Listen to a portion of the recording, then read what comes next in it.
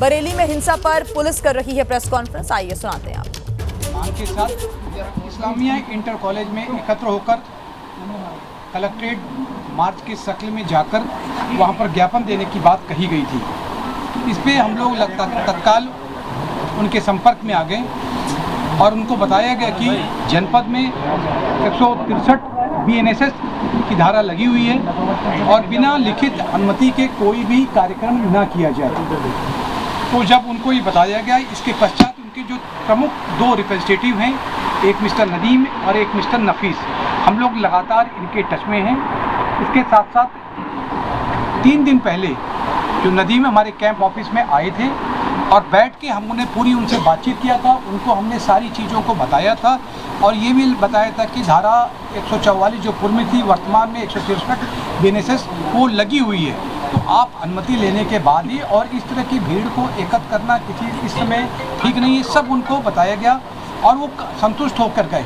उसके ठीक 1 दिन बाद जो है मेरे ही कैंप ऑफिस में शाम के समय जो है मौलाना मिस्टर नदीम के साथ हमारे कैंप ऑफिस में आए और वहाँ पर मैं और कप्तान साहब की मौजूदगी में काफ़ी देर बातचीत हुई। हम लोगों ने उनको सारी वस्तुस्थिति से अवगत कराया। ये फिर से बताया गया कि धारा 163 BNSS लगी हुई है, बिना अनुमति के कोई कार्यक्रम ना किया जाए और अगर इस प्रकार की जो आप आ रहे हो उनकी शख्सियत के बारे में बताया, भीड़ इकट्ठी जब हो जाएगी तो आउट ऑफ कंट्रोल हो सकता है और आप जो मार्च कर रहे हो रास्ते में किसी भी प्रकार की जो है दिक्कत आ सकती है। सारी बातों को उनको बताया गया। उसके पश्चात उसी 1 दिन बाद उन्होंने कहा कि मैं घर जाके सोच के आपको पॉजिटिव जवाब दूंगा। अगले दिन तक सुबह कहा गया कि पॉजिटिव जवाब आपको मिलेगा, कि आपको पॉजिटिव जवाब दूंगा। अगले दिन तक सुबह कहा गया कि पॉजिटिव जवाब आपको मिलेगा। लेकिन रात में फिर उसके बाद मिस्टर नफीस और नदीम के सिग्नेचर से एक हम लोगों को कागज मिलता है जिसपे लिखा होता है कि अब हम लोग इस प्रकार का कोई कार्यक्रम नहीं करेंगे, अर्थात इस्लामिया इंटर कॉलेज में हम एकत्र नहीं होंगे और ना ही हम लोग कोई मार्च करेंगे। ये स्पष्ट लिखा हुआ था उनके लोगों की तरफ से। उसको हम लोग लेके मतलब मान के चल रहे थे कि अब इस प्रकार का कुछ नहीं होगा। लेकिन कुछ ही देर बाद इसका भी एक खंडन आ गया। फिर खंडन आने के बाद फिर जब उनके लोगों से पूछा गया, फिर उस पर उन्होंने कहा नहीं साहब, बिल्कुल जो हमने पहले लेटर दिया वो ठीक है।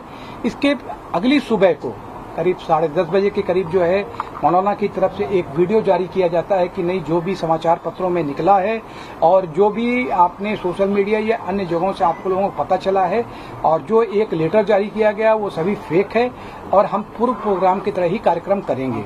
इसके पश्चात हम लोग लगातार मौलाना के टच में रहे। करीब 12 बजे से लेकर शाम 6 बजे तक मैं और हम लोग लगातार मतलब बातचीत हम लोग करते रहे। अलग अलग माध्यमों से बातचीत करने के पश्चात जो है कि ये हम लोग ने फिर कहा था कि अगर किसी प्रकार से आप इस चीज को मना कर दीजिए, क्योंकि धारा आपने अनुमति कोई नहीं लिया है, उस पर कोई रिस्पांस नहीं मिला। और अचानक ही जब जुमे की नमाज जब हो गई थी और उसके बाद 80 से 90% लोग जो है वो अपने अपने घरों को चले गए थे, क्योंकि उसके पहले हम लोगों ने एक फ्लैग मार्च भी किया था और उस फ्लैग मार्च के माध्यम से और social media, print media, electronic media के माध्यम से भी एक मैसेज दिया था कि धारा लगे होने की 163 BNSS के बारे में हम लोगों ने बाइट भी दिया था, सबको बता दिया गया था और सभी लोगों से अपील भी निकाली गई थी कि सभी लोग जो है जनपद में शांति व्यवस्था बनाए रखने में जिला प्रशासन, पुलिस प्रशासन का पूरा सहयोग करें। इसमें सभी लोगों ने सहयोग किया। लेकिन कल जुमे की नमाज के बाद जहां 80 से 90% लोग अपने अपने घरों को वापस चले गए, उसी में कुछ लोग ऐसे थे जो लोग की नमाज के बाद और कुछ अन्य लोग वहां पर आ गए और उन्होंने एकत्र होकर जो इस्लामिया इंटर कॉलेज वहां पर जाने का प्रयास किया और उसके पश्चात जो है प्रयास करने में उन्होंने जो हमारी पुलिस फोर्स थी, हमारे मजिस्ट्रेट थे, उनके साथ धक्का मुक्की करने की कोशिश किया है। और जब एक कह सकते हैं कि आउट ऑफ सिचुएशन या कह लीजिए कि उन्होंने माहौल खराब करने की कोशिश किया, कानून और शांति व्यवस्था की स्थिति बिगाड़ने का प्रयास किया, तब पुलिस ने बल प्रयोग करके उनको वापस उनके घरों में भेजा। और उसके पश्चात से जो लगातार जो एक ऐसे लोगों को चिन्हित करने की उसकी आवश्यक कार्रवाई जारी है। अब आपको डिटेल में इसमें कितने लोगों के खिलाफ वो अभी वरिष्ठ पुलिस अधीक्षक महोदय बताएंगे। सर, तौकीर रजा के गिरफ्तार हो गए हैं सर? सर सवाल ये है कि तौकीर रजा गिरफ्तार हुए हैं, 30 लोगों के साथ जेल में उनको भेजा गया है। सर एक मिनट माइक लगा लीजिए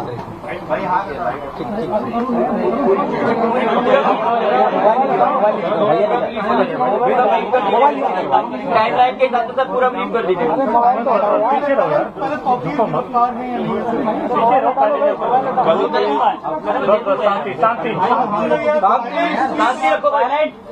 कल की घटना के संबंध में जैसा कि आप अवगत हैं कि जुमे की नमाज के बाद कुछ जगहों पे अलग अलग थाना क्षेत्रों में पुलिस और प्रशासन की जो ड्यूटियां लगी हुई थी वहां पे कुछ लोगों के द्वारा हिंसक प्रदर्शन किया गया, जिसके संबंध में कल हम लोगों ने बताया था कि हम कठोर विधिक कार्रवाई सुनिश्चित करेंगे।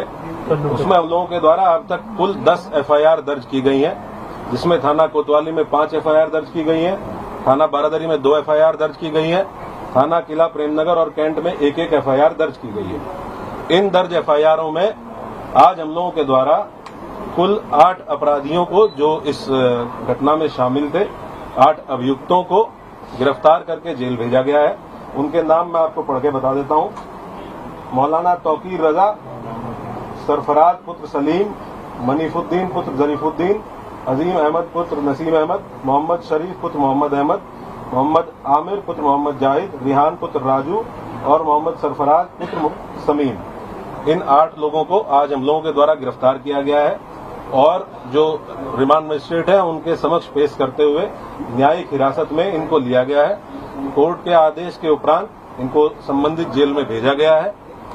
टोटल जो 10 FIR दर्ज हुई है उसमें जो प्रमुख FIR है थाना कोतवाली की, इसके बारे में मैं आपको बता देता हूँ। FIR नंबर 489/25, जिसमें भारतीय न्याय संहिता की धारा 109(1), 109(2।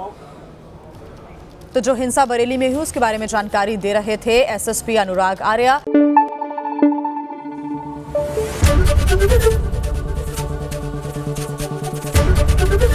ABP न्यूज आपको रखे आगे।